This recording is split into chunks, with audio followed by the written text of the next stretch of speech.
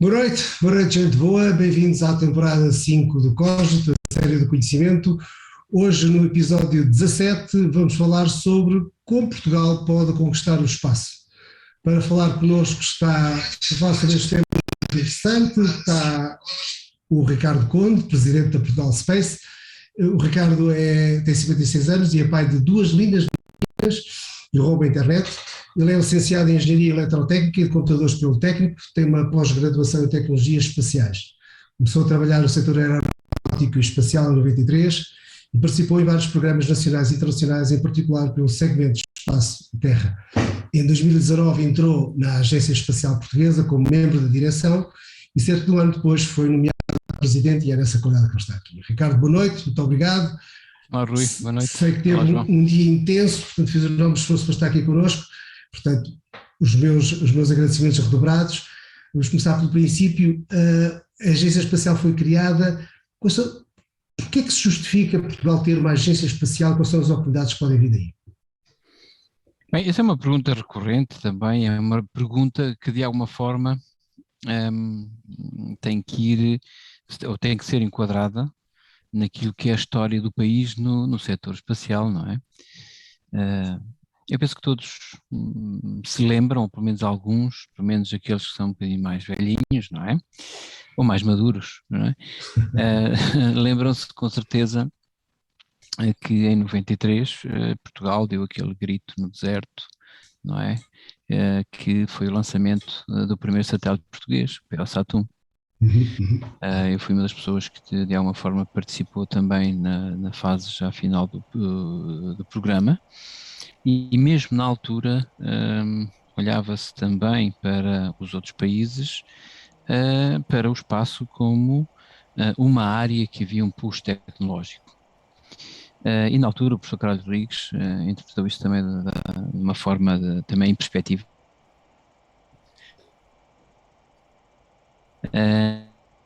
E queria também fazer com que Portugal seguisse este trajeto muito semelhante do que... O facto é que houve aqui no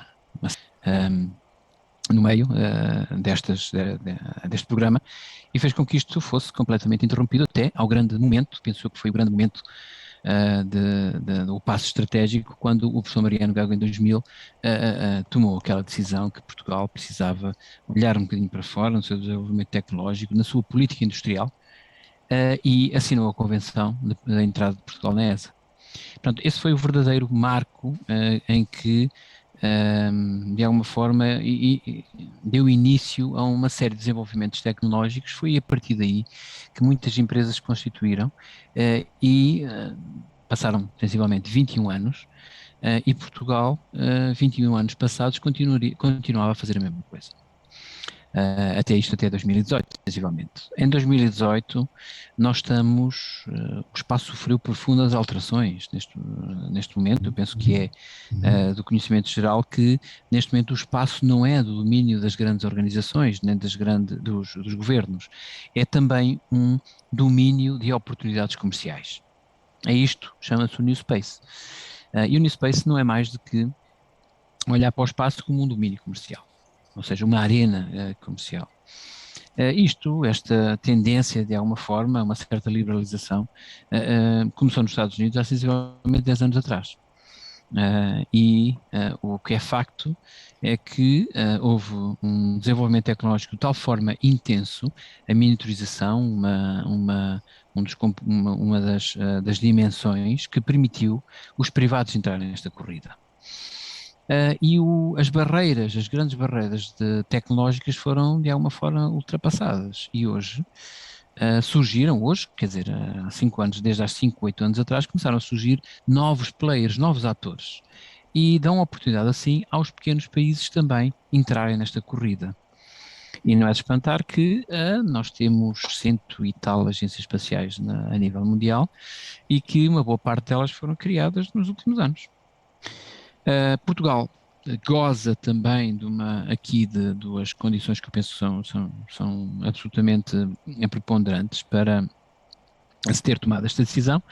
A primeira é que já tínhamos um ecossistema maduro, temos muitas empresas que atuam em algumas áreas específicas uh,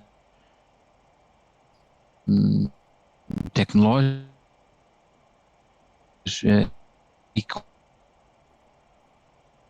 neste momento para a Agência Espacial Europeia e também da recém-formada desenvolvimento da política industrial, ou seja, Portugal a apoiar as empresas através da subscrição em programas internacionais,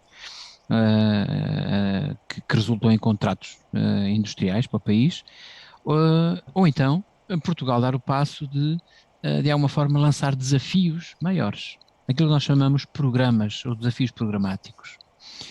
E foi o que se decidiu. Para isso era necessário, de alguma forma, olhar uma perspectiva de construção destes programas a médio prazo, e estamos a falar de uma década, portanto, desde 2019 até ao final, portanto, de 2030, ou seja, constituir um programa estratégico para uma década, e depois criar um instrumento que desse sentido à execução desse programa. Portanto, por isso é que em 2018 foi criada a Estratégia Nacional para o Espaço, que é na realidade uma estratégia de investimento e uma política industrial para este setor, mas com programas, com a perspectiva de se criar programas nacionais. E em 2019 criou-se a Agência Espacial Portuguesa, e em 2020 nós lançamos aquilo que são os grandes desafios para Portugal, ou seja, os desafios programáticos, os programas. Porque, na realidade, a agência quer traduzir o chamado, que é um jargão que se utiliza aqui muito nesta área, que é o capacity building, ou seja, nós fomos, de alguma forma, construindo Ricardo, leva mal, nós estamos a ser invadidos por agentes extraterrestres, mas está tudo sob controle, não leva mal. Não, obviamente que não. Eu tenho aqui alguns desses agentes aqui em casa também. Né? Mas estes são amistosos. São domesticados, não é? Mas pronto, estava-lhe a dizer que a agência, de alguma forma, neste momento, o grande objetivo é lançar os desafios para Portugal, nomeadamente para Portugal ser um ator, e um ator nesta área, não é? Um novo ator, no New Kid on the Block, mas de alguma forma também olhar para e dar resposta àquilo que é uma tendência europeia para considerar o espaço um domínio operacional, e também um dos fatores de resiliência e autonomia da Europa, não é? Talvez não haja esta noção, mas Portugal participa nos principais programas europeus do espaço, e eu dou-lhe os mais emblemáticos, talvez, o Copérnicos, que é o chamado GPS, eu não gosto muito desta expressão, mas o GPS europeu. Portanto, temos autonomia na navegação. Se hoje, por acaso, se acontecesse o que aconteceu para aí há 3 semanas atrás com o Facebook e o WhatsApp que deixaram de funcionar, e se acontecesse isso com o GPS, a Europa de alguma forma assegurava a continuação de todos os serviços que estão pendurados no GPS, porque tem o seu sistema autónomo de navegação, que é o Galileu. E o Galileu, sim. E Portugal participa, muitas empresas participam no Galileu, na concessão, inclusive no serviço e tudo, não é? E outro programa é o Copérnicos, não é? Claro, certo. Não é? Sim. A observação da Terra, não é? Muitos outros, que eu já irei falar. Uma dúvida que, digamos, me surgiu logo que surgiu a Portugal Space, e que se falou nisso, era se, sendo certo aquilo que disse de a miniaturização e as barreiras que foram sendo ultrapassadas ao longo de décadas para aquelas mega escalas a que o espaço só funcionava com mega escalas, a grande verdade é que muitas vezes eu penso se subtrai a existência de várias agências espaciais, nomeadamente na Europa, incluindo a portuguesa, subtrai à ação da ESA ou acrescenta, não é? Ou seja, se na verdade não é uma... Há uma coordenação, mas ao mesmo tempo depois também há uma particularização de cada país, e isso não subtrai orçamento, não subtrai capacidade, não... Eu percebo a pergunta, mas eu diria desta forma: a ESA durante os primeiros 20 anos, e hoje, ainda hoje, é o nosso instrumento principal de permitir às empresas se capacitarem tecnologicamente. E porquê? Não é essencialmente que se faça uma transferência de tecnologia, porque cada vez mais a tecnologia está nas empresas e não está nas organizações como a ESA. Uhum. A ESA dá, de alguma forma, repare, posso lhe dizer que neste momento, muito dificilmente, no contexto hoje que nós vivemos na Europa e também no mundo, se conseguia fazer uma organização como a ESA e dos seus estatutos. Porque a ESA tem uma particularidade, repare, Portugal participa em várias organizações internacionais. Nesta área, dou-lhe um exemplo, o ESO, que é o Observatório Europeu do Sul, que a maior parte das infraestruturas está no Chile, e que nós somos os responsáveis também para gerir esse programa a nível nacional, o SCA, o CERN. O que distingue a ESA é os mecanismos de procurement. Porque a ESA tem uma pequena particularidade que é aquilo que nós chamamos de geo-return, que é Portugal se mete lá 10 euros, retornam em contratos industriais para o país 8, 9 euros. Isto é a particularidade da ESA, que é a única organização que tem este mecanismo de procurement. O resto é tudo um procurement livre ao mercado pelas melhores condições. Ora, isso à partida dificulta quem, em os países, em particular os países pequenos, que querem identificar as suas capacidades. Portanto, o que me está a dizer é que na realidade, o que eu lhe estou a dizer é que na realidade, durante estes 20 anos, usamos a ESA para capacitar as nossas empresas. E agora, estamos num momento em que continuaremos a utilizar a ESA, mas teremos, à semelhança dos outros países, programas nacionais. E a ESA beneficia com esses programas nacionais, porque uma boa parte das componentes de desenvolvimento desses programas nacionais continua de alguma forma ligado e ancorado nesta política de procurement que a ESA tem. Portanto, eu diria, repare, há muitos países, até há bem pouco tempo, em particular Portugal, antes de ter a sua agência, que afirmavam-se que a nossa agência espacial é a ESA. Ou seja, as agências espaciais nacionais eram a ESA. E continua a ser. Aliás, nos Mas estatutos... eu peço desculpa ter interrompido, mas eu não tenho dúvidas que essa, digamos, capacitação de vários países com esse tipo de programas vai ampliar esse papel. Mas, por outro lado, nós, neste mundo atual, em que, além de vermos uma proliferação de muitos players no espaço que não estavam cá há algum tempo, também há grandes desafios. E na escala dos grandes desafios é que eu vejo que a ESA pode perder um pouco. Quando eu digo grandes desafios, os desafios não têm a ver só com... Estou aqui a falar de dinheiro a sério. Por exemplo, se nós pensarmos no papel que a ESA tem numa estação espacial, a estação espacial está a começar a decair. Portanto, onde é que está o financiamento para uma futura estação espacial? Por exemplo, o Ariane está completamente, diria, desatualizado em relação a outros projetos que têm surgido. Mais uma vez, onde é que está o bolso para poder haver essa... E, portanto, a minha dúvida é se, de facto, esta abordagem, depois desses grandes programas, grandes em cada país, mas, na verdade, com escalas pequenas cada um deles, se não condicionam este tipo de possibilidades de competir. Repara, penso que é exatamente o contrário. E dou-lhe um exemplo.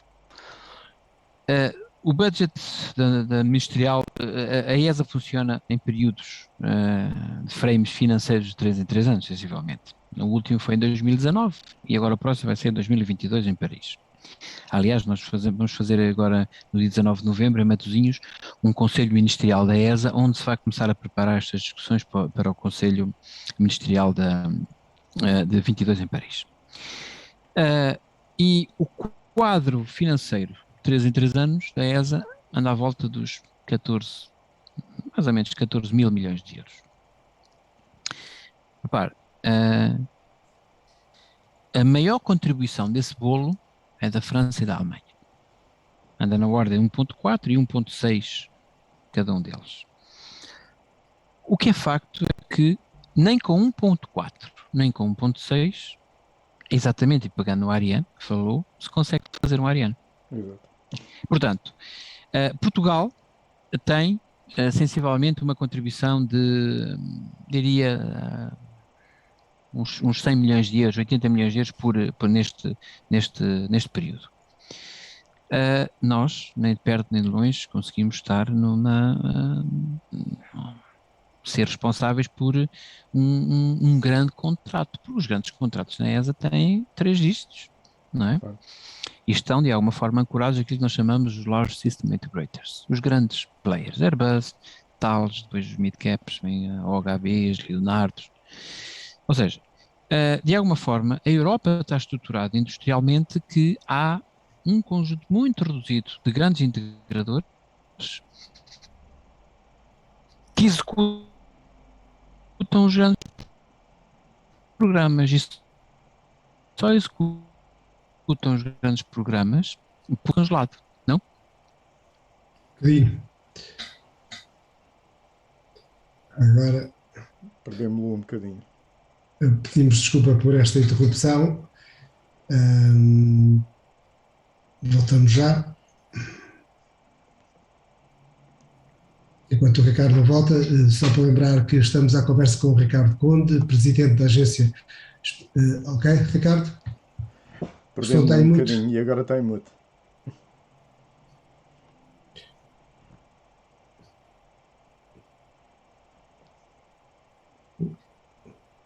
O Ricardo Conde é presidente.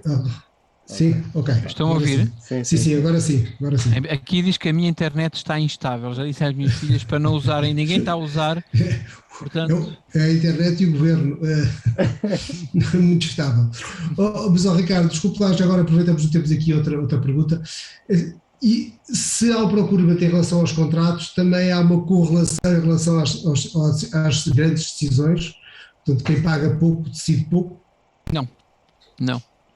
Não é assim. Repara, é por isso que referi que é irrepetível uma organização como a ESA, porque, regra geral, o que se faz, e agora nas novas organizações, é que os países, de alguma forma, ou são fundadores de alguma organização, ou então participam e têm o seu voto condicionado, digamos assim, ao valor que participam. Na ESA, não. A ESA é um membro, um voto. Vamos lá ver, a questão é que há Estados, por exemplo, há bocado o João falou na questão do Ariane. A França tradicionalmente sempre foi na Europa a potência aeronáutica, não é? Claro. E que de alguma forma, como potência aeronáutica, trouxe-lhe digamos, esta herança de aeronáutica para o espacial através dos lançadores. E o Ariane é o caso da expressão máxima disso. A França contribui muito do seu orçamento também para alimentar o programa Ariane. Claro. É assim que funciona. Se me perguntar se nós estamos de alguma forma ligados aos programas, os pequenos Estados-membros estamos em pequenos contratos que resultam depois de um arranjo, de um procurement industrial em que nós estaremos lá como fornecedores de componentes. Eu lembro-me, por exemplo, estava ainda a lembrar no outro dia, que demos autorização para uma empresa portuguesa ser fornecedor de uns componentes não foi neste caso para o Ariane, foi para o outro, o Vega, portanto, que é o lançador italiano. Portanto, Portugal participa na cadeia de valor e de procurement. Como é evidente, nós tentamos é que a nossa contribuição seja, de alguma forma, mais eficiente em determinados programas, que haja um retorno para construirmos outras oportunidades. E o caso, por exemplo, do lixo espacial e da monitorização, do Earth Observation, que é, penso eu, uma das perspectivas de desenvolvimento também que o país precisa de implementar. Tivemos aqui há umas semanas o Nuno Ávila da Deimos, em que nos falou da participação num dos programas de lixo o Nuno espacial. Ávila e o Deimos é um dos beneficiários da nossa estratégia, em particular no Space Debris. Eles neste momento, juntamente com a Critical Software e a Lusospace, estão no programa Adrius, na ClearSpace, para uma demonstração de Space Debris Removal, portanto, a remoção de lixo espacial. E posso dizer que é um montante aproximadamente, a nossa contribuição de 7 milhões de euros, só para esse programa. Portanto, nós olhamos para, digamos, estrategicamente para alguns programas que sejam interessantes para Portugal e que capacitem Portugal.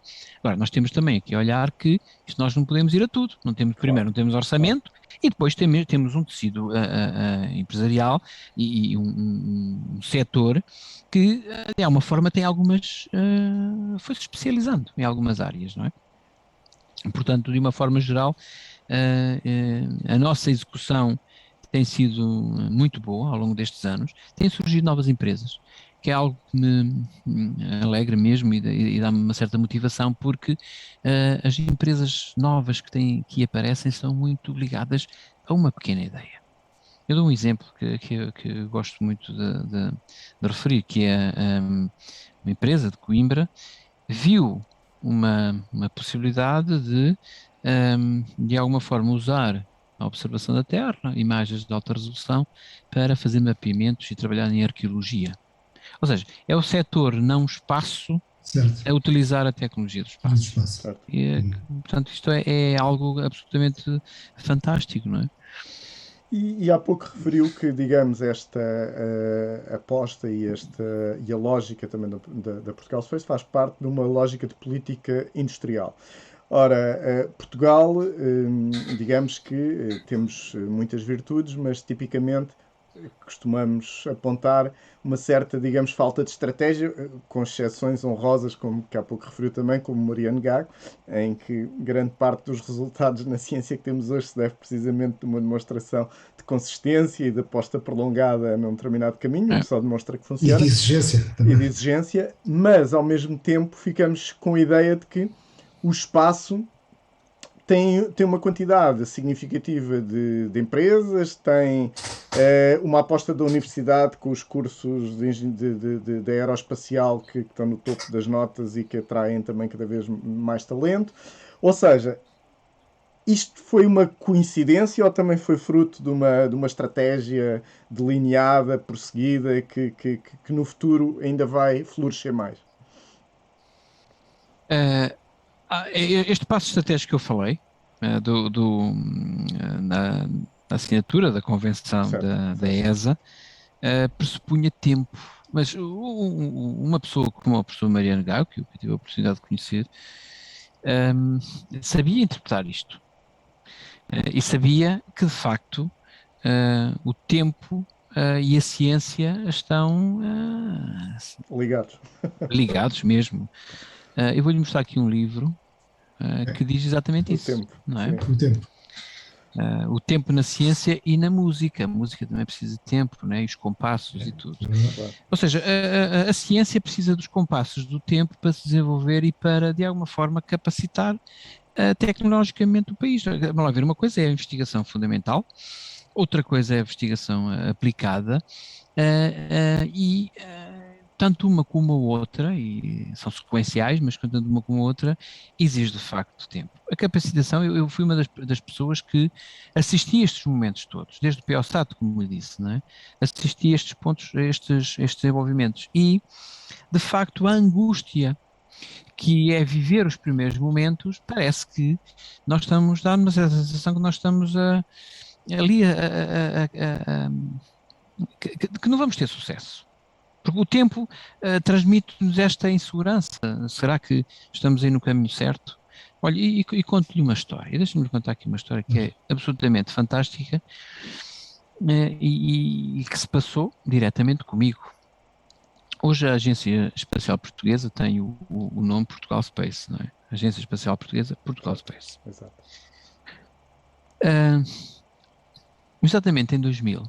Em 99, sensivelmente, o engenheiro António Guterres acreditava que também, juntamente com, enfim, o Mariano Gago, que foi a feminista dele, né? Acreditava que... estão-me a ouvir, hein? Sim, muito bem, Muito muito bem, bem, Ricardo. É que eu havia congelado agora Não, calma. Não, acreditava que Portugal tinha de dar os passos naquilo que a Europa estava a fazer no espaço. E o próprio António Guterres, um engenheiro técnico, não foi meu professor, mas é uma forma que conheci-o, acreditava que Portugal tinha que se organizar. Depois daquele grito que foi o POSAT, Portugal tinha que, de alguma forma, olhar para o espaço para começar a dar respostas. Foi quando, na altura, se começaram a pensar, e veja bem, em 2000, nos grandes programas que hoje são o que resultaram nos grandes programas europeus. Foram os primeiros pensamentos sobre a delineação desses programas foram nessa altura. E lembro-me que o General António Guterres, na altura, eu ainda trabalhava nas famosas OGMA, não é? Oficinas de Material Aeronáutico, Sim. de alguma forma disse que temos que lançar as bases para criar uma indústria espacial ou uma indústria que trabalhe nestas áreas. E na altura, portanto, eu como funcionário das OGMA, e tinha também estado ligado à parte do POSAT, juntamente com a EFASEC, com a Marconi na altura, com o INET, já não me lembro, um conjunto de empresas e organizações lançaram aquilo que se chamou mais tarde, e chegou a ser constituída, a Portugal Space. Agora, nós estamos a falar em 2000. Pois. Passaram 20 anos. Claro. E a Portugal Space, na altura, repare bem, é uma forma, a evolução das coisas. Na altura, nós fizemos um estudo e contratamos uma empresa dos Estados Unidos, chamada Colorado Technologies. Portanto, andamos a vadiar lá para os Estados Unidos, à procura daquilo que se melhor fazia, para tentar nos ajudar a montar um business plan que nos perspectivasse para os próximos 20 anos. Claro. Eu ainda tenho alguns para aqui nas minhas prateleiras com o business plan. Então o business plan dizia o seguinte: Portugal tem que se especializar naquilo que são as tecnologias emergentes e que vão ser um sucesso, vão ser estruturantes daqui a 20 anos. Certo.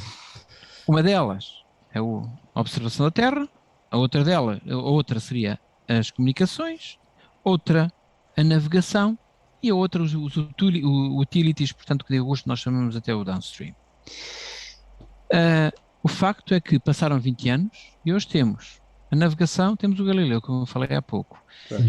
Na observação da Terra temos o Copérnicos, nas comunicações vamos ter o GovSatcom, e temos todas as aplicações de desenvolvimento do downstream, que são todas as aplicações que resultam das tecnologias do espaço. Ora bem, imagino o que era. Se Portugal, passado 2 anos, o governo mudou, na altura, o governo mudou para acho que foi Durão Barroso, era o ministro, até o ministro da Paulo Portas era o ministro da Defesa na altura. Exato. E uma das primeiras ações foi dissolver isto tudo, porque andava-se a derreter muito dinheiro, e na altura não me lembro, mas o António Guterres dotou-nos de um orçamento para nós construirmos este caminho, mas esbarramos ali. Foi preciso. Temos, como se diz na gira, a viola no saco, e foi preciso 20 anos para hoje nós estarmos a edificar as capacidades como eu referi, durante estes 20 anos, mas de alguma forma chegamos a esta triste conclusão, que perdemos 20 e tal anos em que Portugal podia estar num patamar absolutamente diferente. Mas, de qualquer maneira, apesar disso, as coisas concretizaram-se com maior ou menor impulso, não é? Porque estão aí. Quais é que são, digamos, os pilares? Há pouco disse que havia uma questão muito programática, não é? E que Portugal tem pilares. Quais é que são, então, os pilares do programa do Portugal Space, dos vários programas do Portugal Space? Eu diria que neste momento há aqui 4 linhas, eu até diria não são 4, diria até que mais de 4. 5 linhas que nós dizemos que é os nossos desafios programáticos. Um deles, como é evidente, nós não podemos aspirar a ser uma nação espacial, que é o grande desígnio, portanto, da nossa estratégia e também da agência como um ator que implementa essa estratégia. Nós não podemos dizer que Portugal é uma nação espacial se não for verdadeiramente uma nação fly. Não sei se percebem o que quer dizer. Sim, sim. Fly no sentido de nós temos que ter capacidade. E essa capacidade, obviamente, está ligada com a capacidade de termos satélites, não é?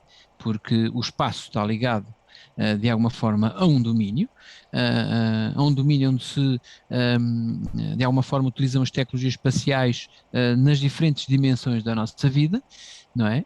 E nós temos que ser uma nação fly.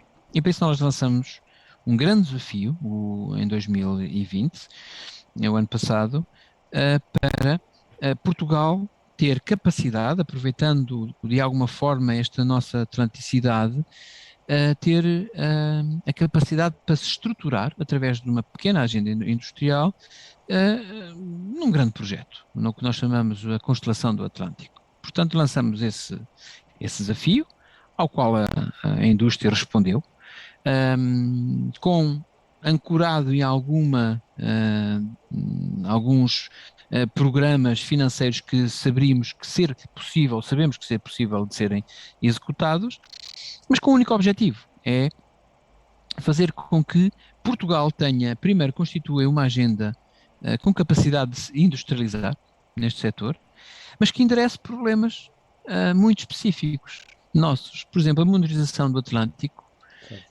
Nós somos, contando com o Atlântico, somos talvez o segundo país maior da Europa. Temos uma área absolutamente impossível de monitorizar que se não for recorrendo a estas tecnologias. E produzir a informação, produzir os dados necessários para nós implementarmos aqui, que é outro desafio, aquilo que nós chamamos o planeta digital. O planeta digital não é mais do que olharmos transversalmente para as necessidades do país e conseguirmos fazer com que esta constelação alimente este planeta digital. O que eu quero dizer com isto? Por exemplo, os dados de observação da Terra em alta resolução, e quando falo alta resolução é espacial e temporal, é ver perto e com frequência, diria assim, para alimentar ou de alguma forma ir ao encontro das necessidades do país. Por exemplo, o cadastro rural, a prevenção de incêndios, a gestão de território, a contabilização daquilo que são os nossos, a retenção de carbono, a agricultura, a erosão costeira. Há um conjunto digamos assim, de oportunidades e de aplicações que nós temos vindo ao longo destes 2 anos a percebermos que há uma necessidade. Já para não falar nas questões da defesa, que ainda hoje estive a falar sobre isto, que são prementes e de necessidade. E o que é facto é que estamos a envolver estes players, todos estes possíveis utilizadores, para fazermos aquilo que nós perspectivamos que neste setor que é necessário fazer, que é induzir também a procura para, de alguma forma, Portugal constituir-se consumidor desta tecnologia. Porque destas empresas que nós temos no nosso tecido, neste nosso ecossistema, na realidade é que 100% exportadora. Portanto, os outros países compram, dou-lhes um exemplo, em Portugal, praticamente não se compra imagens de alta resolução de satélite. Recorre-se ainda a processos ainda muito arcaicos.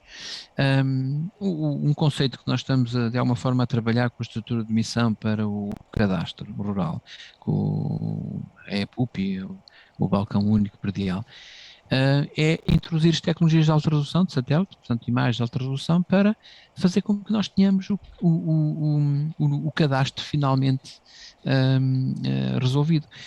Isto é um desígnio, a monitorização, por exemplo, de todo o tráfego no Atlântico, a aproximação aos portos, todos os nossos recursos do Atlântico, em particular as pescas, a pesca ilegal, que é um flagelo brutal, a monitorização do derrame de hidrocarbonetos, por exemplo, talvez não saibam, mas Portugal, em particular com a utilização também do programa Copérnicos, iniciou uma atividade com a Agência Marítima, a Agência Europeia de Segurança Marítima, que até está sediada aqui no Caixo de Dré, em Lisboa, um programa de monitorização constante dos derrames de hidrocarbonetos dos navios. E o que é certo é que este programa iniciou-se sensivelmente em 2008, e o que é certo é que hoje estendeu-se praticamente todo o Atlântico Norte, e o Atlântico Norte é um lugar limpo. Não era antes de 2008, porque havia deliberadamente um conjunto de armadores que lavavam os tanques, e era um problema. E Portugal tem essa capacidade, juntamente com outros países, de monitorização. Ora, isso são, de alguma forma, ferramentas que vêm dos satélites. Um dos outros pilares, portanto, já falei do Atlantic Constellation, Digital Planet, um dos outros pilares, obviamente, é a possibilidade de Portugal desenvolver também algumas capacidades no nosso arquipélago dos Açores, portanto, o ecossistema de Santa Maria. Já ia aproveitar para lhe colocar a questão que não tinha ainda referido, mas como pronto. Não, como está a referir, é porque eu digo que o lançamento a capacitação de lançadores em Santa Maria foi uma das coisas mais anunciadas há algum tempo. Portanto, mas depois desde então diria que se tem ouvido falar pouco, e portanto era uma das questões. Não, mas isso de alguma forma é muito simples. Vamos lá ver, todas estas iniciativas, e em particular agora falando da questão de Santa Maria, Santa Maria tem ali tem um potencial em várias dimensões, digamos. Obviamente é uma ilha localizada a sul do arquipélago dos Açores, não é? Portanto, tem ali um corredor para sul que de alguma forma encerra ali um potencial de segurança para lançamentos para órbitas a LEO. Foi uma localização identificada também pela indústria, por várias empresas, que de facto seria um sítio com condições entre aspas continentais na Europa, para fazer face àquilo que é a procura neste momento emergente de locais para lançar na Europa. Há um conjunto de iniciativas na Europa de pequenos lançadores que estão a ser feitos por várias empresas. Portugal participa em algumas dessas iniciativas também. Mas falta-nos aqui, digamos, um porto para nós fazermos essas operações. E há várias iniciativas a correr e a decorrer neste momento na Europa. Na Escócia, todo o Reino Unido, há várias iniciativas no Reino Unido, aliás até penso que é o país que de alguma forma está um bocadinho mais já mais preparado. Temos a Suécia com Kiruna e a Andøya na Noruega, entre outros. Mas neste momento tudo isto é uma certa incógnita de mercado. Porquê? Porque quando nós olhamos para este paradigma de acesso ao espaço, que é profundamente disruptivo, vemos que aquilo que faz a diferença é o custo por quilo, não é? Ou seja, como é que eu posso lançar mais barato?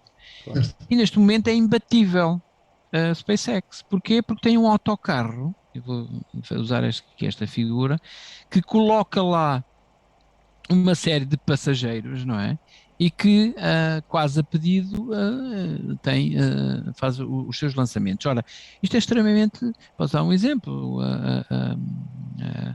o Ariane anda na ordem, eventualmente, neste momento o Ariane 6 vai ser da ordem de 24.000 euros por quilo, a perspectiva até para baixar um pouco, mas a SpaceX anda na ordem dos 2,5 mil dólares, ou seja, é um fator quase de 10, não é? Certo. E isto leva a que as empresas pensem que isto e não será estamos de a facto... falar, não é?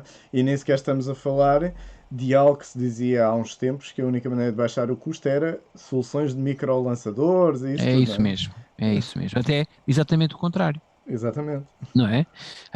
Isto é como aquele paradigma que nós costumamos usar muito, que é a comparação entre o táxi e o autocarro, não é? Exato. porque o autocarro, nós sabemos que o Gasta autocarro mais, será mas a ali. dividir pelas pessoas que lá É isso vão. mesmo. É Claro, claro que tem constrangimentos para, uma pessoa claro, vai mal sentado e vai claro. ali e tal, enquanto o outro não, eu estou a pagar pela disponibilidade. E Exatamente. isto passa-se no mercado dos lançadores. Portanto, fala-me da questão da Santa Maria. Santa Maria continua, vamos ver como é que vai evoluir, mas na realidade isto tem que ir ao encontro daquilo também que seja a capacidade de explorar viavelmente através das empresas, e é isto que neste momento também se está a explorar. Neste momento há um processo em curso, não vou falar muito sobre isso porque é da responsabilidade também do próprio Governo Regional, mas considera-se obviamente essa possibilidade, não é? Agora, há Uma, outras uma, vertentes em Santa Maria. Uma das vertentes, por exemplo, é o veículo reutilizável europeu, o Space Rider, não é? Que tem a perspectiva neste momento, aliás, estamos a trabalhar na agência, nós somos responsáveis por esse projeto a nível nacional e estamos, de alguma forma, a ver se conseguimos arrancar o projeto ainda este ano. Se calhar convinha concretizar um bocadinho, só para aqui para as pessoas que nos estão a Sim, o ouvir. Space Rider é um veículo que vai ser, repara, o Space Rider é um pequeno veículo reutilizável que vai ser lançado a bordo de um lançador Vega, portanto da Guiana Francesa, um foguetão Uhum. Vega, e que vai estar em órbita sensivelmente durante 2 meses, e que o objetivo é ser um laboratório de microgravidade, muito direcionado para experiências de microgravidade com a indústria farmacêutica, novos medicamentos, novas experiências, está previsto para ser lançado em 2023. O próprio veículo está a ser, neste momento, já passou algumas fases de desenho e está a ser construído. Algumas empresas portuguesas participam na construção do veículo, mas depois há uma parte em que o objetivo é aterrar mediante a inclinação orbital do veículo, é ter como landing site, portanto a zona de aterragem, ou Santa Maria ou Curu. Portanto, são as duas principais, digamos, zonas de aterragem. E para isso exige que Em nós. terra ou em algum drone aquático? Não, não, não, não, é em terra através de paraquedas, depois é um Ok. paragliding que faz a aterragem numa determinada zona definida. Portanto, nós neste momento estamos a trabalhar no sentido de construir as infraestruturas para que vai receber de alguma forma a aterragem, que a partida será numa parte do aeroporto de Santa Maria, mas depois existe também umas infraestruturas que para nós chamamos de processing facilities, que são infraestruturas que de alguma forma estão preparadas para a passivação também do veículo e fazer todas depois o assessment da carga de experiências. Portanto, isso é um projeto que nós estamos a ver se o conseguimos iniciar, mesmo fisicamente, e através dos projetos que temos em carteira para ser feito já este ano.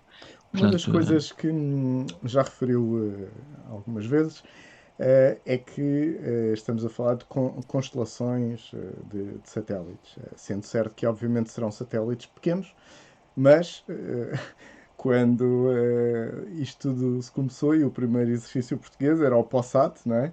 Portanto, aí falámos de um satélite, agora falamos em constelações. Mas nem sequer focando no caso português em particular, a pergunta é se de facto toda esta democratização do espaço, que aparentemente é boa, mas esta proliferação de empresas, tudo isto, os números que se mandam para o ar, a SpaceX fala em dezenas de milhares de satélites, várias outras empresas, com propósitos todos muito nobres, como a internet para toda a gente, a observação de alta resolução, que já referiu, tudo isso, mas ainda por cima cruzando isto com um eventual, e nós não somos grandes especialistas nisto, falta de direito espacial. Como é que isto tudo vai jogar no futuro?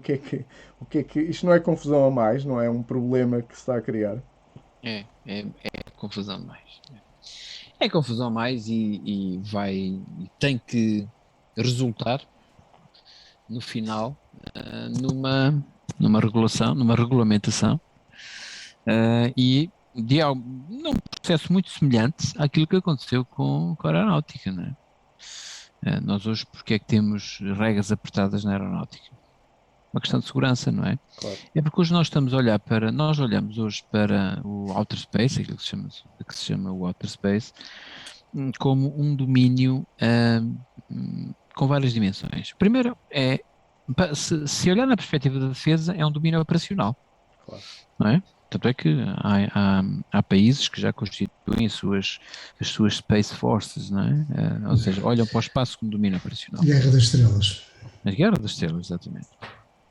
Há outros que utilizam ou perspectivam a sua utilização comercial, esta democratização que nós estamos a falar, não é? E com um lado bom, mas de alguma forma, se não for um lado responsável e regulado, é um modo que de alguma forma vai acelerar aquilo que se chama o efeito de Kessler, que é a multiplicação quase exponencial do lixo espacial, não é? Se não houver uma política responsável de passivação e de reentrada e remoção ativa ou passiva, não é?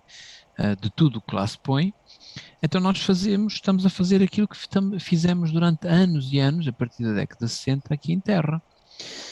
E sempre, não é? Que é, e nos oceanos, exatamente nos oceanos, nós conseguimos ser suficientemente irresponsáveis para fazer dos oceanos a nossa grande lixeira, não é?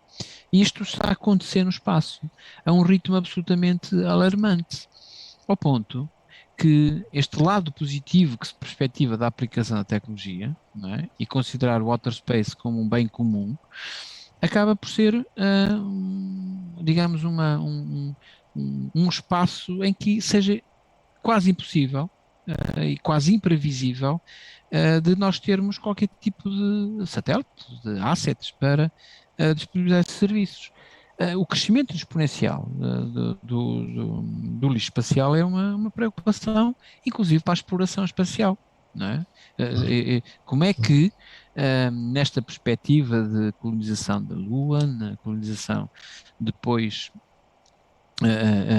também de todo aquilo que se chama in-orbit servicing, que é toda a manufatura em órbita, ou seja, tudo aquilo que muito que era feito cá começar a ser feito lá em cima. Como é que isso é feito num ambiente em que não é regulado, num ambiente faroeste declarado? Então exige, como eu disse inicialmente, a coordenação.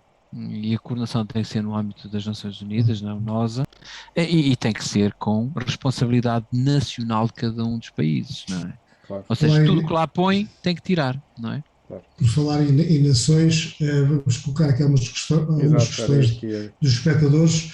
O Fernando Fortes, que é um seguidor do Costa, olá Fernando, um grande abraço, ele pergunta se o direito do território espacial por cima de cada país, os países não podem legislar, não é? Mas ele diz, esta espécie de faroeste da qual as empresas privadas podem tirar partido não limita opções futuras das nações, quer em termos de segurança, quer em termos comerciais, está na linha do que estava a responder. Olha, portanto, se nós olharmos para o quem é que regula o espaço, no fundo? Repare, há, e Portugal tem, e foi uma das consequências da estratégia para o espaço, foi criar uma lei do espaço. A criação da lei do espaço, portanto, é complexa, mas tem a ver essencialmente por nós estarmos de alguma forma alinhados com os outros Estados que, eu diria, sustentáveis na utilização do espaço. E em particular, nós termos primeiro uma responsabilidade ao nível do Estado, ou seja, vamos imaginar que nós lançamos qualquer coisa para o espaço e esse satélite, esse payload, esse veículo cai em qualquer lado e provoca danos. Portanto, isto é uma responsabilidade que está de alguma forma prevista. Mas aqui há outros níveis de responsabilização, não é? É nós obrigarmos a que, se algum lançamento for feito do território nacional, que seja feito respeitando determinadas regras, determinadas condições. Uma delas é que tenha sistemas ativos, por exemplo, de reentrada, sistemas ativos de correção em órbita, eventualmente tenha sistemas de passivação até ao final da quase a sua vida útil para fazer a sua reentrada. Ou seja, uma utilização responsável. Isto exige, obviamente, se nós estamos a falar das leis nacionais, há outros países que não estão minimamente preocupados com isto, não é? Aos Agora, países há fiscais e aos um países quadro de legais. regulamentação, pois, Mas no há limite, uma, isto é uma daquelas coisas que, sendo certo o que está a dizer, é daquelas coisas que todos são prejudicados se começarem a ter riscos enormes. sem dúvida, mas Uh, por isso é que é um bom argumento para todos estarem predispostos a uma regulamentação, digamos, global. Por isso é que eu dei o caso da aviação, não é? Nós vamos, mais cedo ou mais tarde, cair naquilo que é o conceito que hoje já se fala muito na Europa e que se vai começar a implementar e vai-se começar a discutir isso já para o ano de uma forma um bocadinho pragmática, que é o Space Traffic Management. Nós atualmente temos aquilo que chamamos ATM, não é? Air Traffic, Air Traffic Management. Air Traffic Management. E agora vamos, de alguma forma, caminhar para o Space Traffic Management. E não me admira nada que no futuro as coisas de alguma forma estejam, digamos, juntas. Repara, hoje nós temos, aqui na Europa, nós não temos o Eurocontrol que regula de alguma forma a gestão do tráfego aéreo na Europa. Mais cedo ou mais tarde, institucionalmente, e o nosso Eurocontrol, de alguma forma, coordena-se com os outros Eurocontrols aí do mundo, não é? Portanto, é um pouco nessa perspectiva. Ricardo, há aqui mais uma pergunta da Isabel Pessoa Lopes, que diz que a possibilidade de aposta do Space Rider aterrar em Santa Maria é uma excelente notícia, mas, diz ela, convém esclarecer que Santa Maria será sempre um ponto de aterragem alternativo secundário a Kourou. É mesmo assim? Não, não é.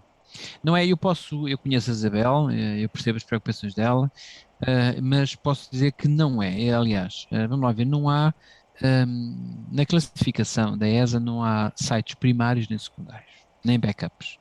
Na realidade, são os dois sites, depende, está muito, de alguma forma, relacionado com a órbita com que a inclinação orbital do Space Rider. Não há, repara, os dois sites, as duas localizações são primárias e são as duas secundárias. Diria desta forma. Porquê? Porque pode haver estar direcionado, por exemplo, vamos imaginar que o Maiden Flight, o voo inaugural, vamos imaginar que está decidido que seja em Santa Maria. Há sempre um plano de contingência para ser em Kourou. E se for em Kourou, há sempre um plano de contingência para ser em Santa Maria. Portanto, já agora Kourou fica onde? Onde é que fica Kourou? É na Guiana Francesa, na Guiana Francesa, okay. Sim. Portanto, que é o sítio, na realidade, onde é lançado o Ariane. É lançado, exatamente. Aliás, o Space Rider, a perspectiva não, é ser lançado no Vega. Portanto, na realidade, não há este conceito. Eu sei que há alguma confusão e depois a consulta, em particular daquilo que é como a ESA classifica isto, não há sites primários nem secundários. Eu sei disso, eu estou envolvido portanto sei isso com detalhe. Temos aqui mais uma questão de um comentário, aliás, de Sérgio Brás, que o congratula como presidente da PT Space e pergunta qual é que é a visão da indústria espacial portuguesa para daqui a 10 anos e dá também os parabéns depois pelas iniciativas no ensino secundário e universitário, mas acima de tudo é a visão a 10 anos da agência. Já falámos aqui das iniciativas atuais, mas mais longo. Repara, nós temos de facto que em Portugal ter programas que perspectivem exatamente este longo prazo. Eu gostava imenso de ver algumas empresas com alguma expressão, chamados mid-caps, cá em Portugal, era sinónimo de que tínhamos um setor já mais estruturado, mais vibrante, digamos assim, mas que dessem respostas àquilo que são as necessidades do país. E eu dei alguns exemplos, não é? Que são prementes mesmo.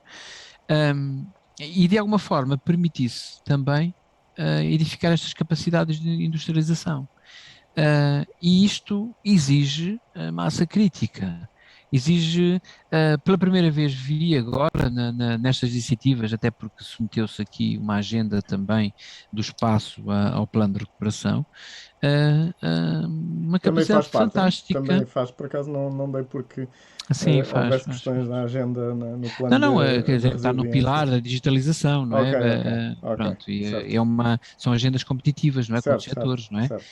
Mas foi o desafio, lá está, estes desafios programáticos, nós lançamos estes desafios à indústria e às empresas e aos centros de investigação que se organizassem no sentido de dar respostas.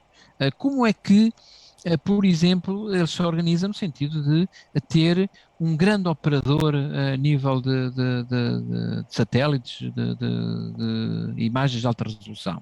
Como é que pode aparecer um operador forte na componente, por exemplo, de Space Debris? Que é algo que nós estamos a apostar. Como é que nós podemos desenvolver as capacidades, por exemplo, de acesso ao espaço? Ou seja, eu gostava que daqui a 10 anos houvesse de facto 3 ou 4 ou 5 players fortes em que, como que acontece também nos outros países, em que o nosso ecossistema de alguma forma, e os programas nacionais, na realidade chamam-se os programas nacionais, em que todo o nosso ecossistema contribuísse e estivesse de alguma forma a trabalhar para este, que é um desígnio nacional, não é? Pronto, estes seriam os grandes objetivos. Se nós conseguíssemos isso, estamos a fazer aquilo que era passar do desenvolvimento das competências de componentes, sistemas, para algo programático. E eu penso que é o salto que nós precisamos dar, e todos concordam na indústria que era o salto que precisamos dar. É preciso um enquadramento financeiro forte, daí estamos com muita esperança no plano de recuperação, seja de facto esta alavanca, porque criamos também de alguma forma uma certa mais competências nas nossas empresas, mas também novos business cases. E isso é que é importante. As E próprias empresas havia, terem não novos se- serviços, não é? certo, e havia, e penso que ainda há, a intenção de o orçamento dedicado à ciência continuar a crescer na percentagem do PIB, não é? Isso Hoje estamos à agora, volta de 1,5% e isso de chegar é um aos 3%. mistério. Sim, É, claro, é não. verdade, é verdade, é verdade, e posso Oh, dizer que na proposta do Orçamento do Estado estava isso também, ou seja, um crescimento, e também lhe digo, e posso dizer isso, ainda a posição vai no ato, como se costuma dizer, mas que o nosso investimento na ESA este ano, 2022, era para também aumentarmos ainda. Portanto, vamos ver como é que o que param é as que coisas, não acontece? é? Claro, claro. Daqui para a frente. Ricardo, nós estamos mesmo quase a terminar. Antes de irmos embora, eu queria falar muito rápido, que falasse muito rapidamente sobre Lua e Marte, na sua visão, até pessoal, se me permite, o que é que faz sentido fazermos nas próximas décadas? Rui, vamos lá ver. Quando o homem teve em Estados Unidos, um país como os Estados Unidos, aquela iniciativa, num contexto muito próprio da década de 60, não é? De colocar um homem da Lua, foi um esforço absolutamente titânico de um país, não é? E até lá o homem não voltou à Lua, não é? Sim. Portanto, à É, partida, é um esforço brutal, titânico, é um esforço que, de facto, como é evidente, as perspectivas já são diferentes, por o desenvolvimento tecnológico, não é? É óbvio que claro. sim. Mas o desafio é enorme. E quando nós pensamos, isto depois entra aqui em várias dimensões da nossa da discussão, não é? Porque há quem diga que temos tantos problemas para resolver aqui, porque é que nós vamos arranjar mais problemas lá Não fora, vamos não por é? aí, que é outro programa. Pronto, mas não, mas isto tudo faz parte depois das próprias agendas políticas. Isto Claro. nós temos de ter que Claro, claro. olhar para esta dimensão. Agora, a colonização da Lua era algo, e eu lembro-me, e nós mais ou menos somos da mesma geração, e Uhum. permitam-me abusar disso, mas vocês lembram-se com certeza na década de 70 que aquela série, eu gosto muito de ver nas minhas apresentações colocar isso, a série de Espaço 1999, 99. não é? Já Claro, passou. claro. Águia 1, Águia 2, chama Águia 2. Exatamente, não é? E eu Claro. lembro, vocês lembram-se, em particular, quando era nosso imaginário, nós chegamos a Claro, 1999, aliás, o próprio número 1999 era ali uma barreira psicológica Exato. porque vinha ao 2000, e o claro, 2000 era, Exatamente. era um abismo, não Era o do é? outro outro mundo. lado. Era outro mundo. Então quer dizer que ali era o tal admirável no mundo novo que acontecia a partir de 2000. E 2000 passou, Veio o 2001, o 2002 e veio o 2021 e nós não regressamos à Lua, não é? Portanto, o desafio deve ser imenso. Agora, a colonização da Lua, do meu ponto de vista, tem, obviamente, todo aquele glamour, talvez, de ficção, de nós ser um ponto para outros destinos, não é? Agora, há aqui uma coisa extremamente importante. A nossa evolução, a evolução da espécie humana está condicionada a habitats muito específicos e muito próprios, muito confinados durante milhares de anos. Portanto, é um ambiente hostil. Será sempre um ambiente hostil. Eu faço, aliás, já toda a gente se calhar teve esta experiência, ponham-se lá no bus de manhã e varia em 1 grau de temperatura, não é? O pessoal queixa-se logo, não é? Dá logo um salto para trás, não é? Vamos para 2.000, 3.000 metros de altura, as diferenças de pressão, o oxigênio, ou seja, nós somos uma complexidade que não uma nos... máquina de facto, biológica muito afinada para as condições que aqui existem e não para outras, não é? para o nosso ambiente, Exatamente. não é? Portanto, exatamente, oficialmente como talvez uma partida para uma nova experiência humana noutras condições. Okay. E portanto, tudo isto é marketing do Elon Musk? Não, o Elon Musk tem uma agenda comercial fortíssima por trás, não é? Aliás, ele alterou todo um paradigma que existia, não é? Foi disruptivo, não é? Agora, como é evidente, vem aí e daí se me perguntar estes voos turísticos, não é? Ou suborbitais, eu por acaso não vejo muito isto nesta ótica de diversão. Eu vejo isto muito numa transformação da mobilidade. Vejo isso tenho certeza que vai ser, foi como a aviação, vai mudar, alterar completamente a forma como nós hoje conhecemos as nossas viagens de avião.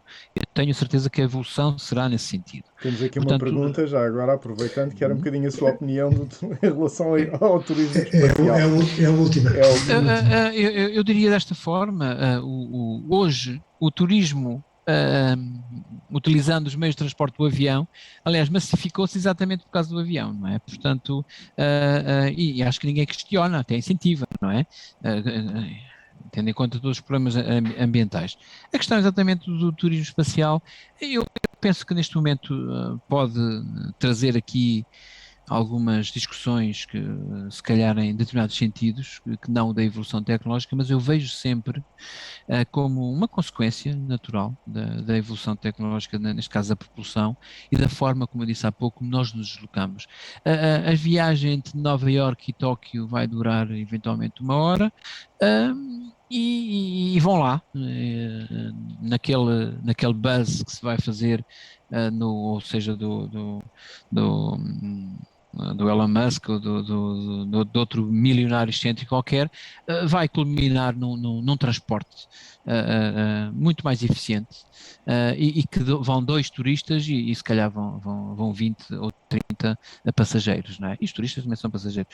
Mas pronto, eu vejo isto como uma forma de nós encararmos a mobilidade no futuro.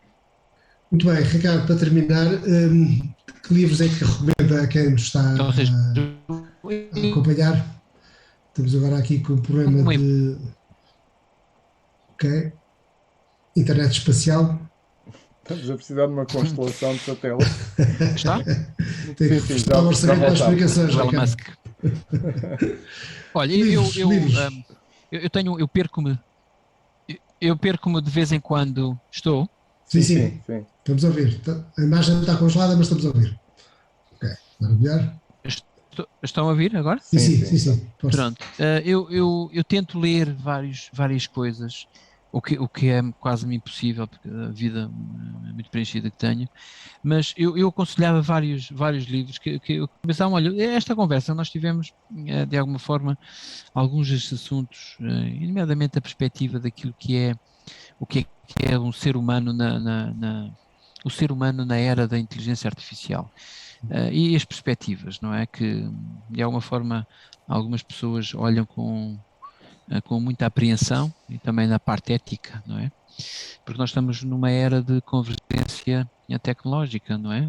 Na biologia, na química, na própria desenvolvimento dos sistemas de processamento digitais, ou seja, esta década converge uma série de revoluções, pequenas revoluções em determinadas áreas, que vão condicionar a forma que nós vivemos a partir, talvez, da próxima década. E há aqui um livro em que eu acho que é muito interessante e aborda isto. Não sei se conseguem ver. Life Tree. Estamos a ver? Põe à frente do peito. Mais abaixo. Do peito. Mais abaixo. Está bom. Assim, Exato. Está perfeito assim. Está perfeito. Tá. Pronto. Este é um livro de leitura muito fácil e que dá-nos uma perspectiva também do que por aí vem. Muito realista, muito pouco baseado ou muito baseado nestas convergências tecnológicas. E depois há aqui um que eu tenho que, pelo menos para os mais novos, não é? Vou ter que o recomendar, porque é sempre algo absolutamente fascinante de ler. Porque é uma ficção, mas é uma obra, um clássico. Isto é como se fosse os Maias ou como os Lusíadas, que é o ponto azul do Carl Sagan, agora aqui numa nova edição, não é? Até tem aqui uns comentários aqui do Pedro Russo e depois eu termino aqui com um e gosto muito deste, não sei que é a teoria geral do esquecimento, que de vez em quando é ótimo, e se conseguimos fazer isto, né, do José Eduardo Agualusa, que eu acho que é um livro absolutamente fantástico e é um livro que nos dá estrutura e nos desformata. Olha, desformata-nos deste Life 3.0. Portanto... Muito bem, muito obrigado, Ricardo. Foi esta a conversa com o Ricardo Couto, Presidente da Agência Espacial Portuguesa, quais são as oportunidades que Portugal tem para o espaço. Amanhã vamos ter uma conversa com o cientista Carlos Fiolhais, com o tema de, enfim, é um espaço mental, mas também com muita maionese, sobre o futuro de médio e longo prazo da humanidade, que é, será que estamos a caminho de uma sociedade pós-humana? Queria lembrar ainda, antes de ir embora, de que o COSG está a organizar uma maratona criativa para famílias e para amigos que queiram. A maratona é um jogo divertido que vai decorrer na zona histórica de Oeiras, mas é ao mesmo tempo uma aula de criatividade. Inscrevam-se em inscrições@cosg.pt. Foi o COSG de hoje, muito obrigado a todos, boa noite, façam o favor de serem felizes. Boa noite. Boa noite, obrigado.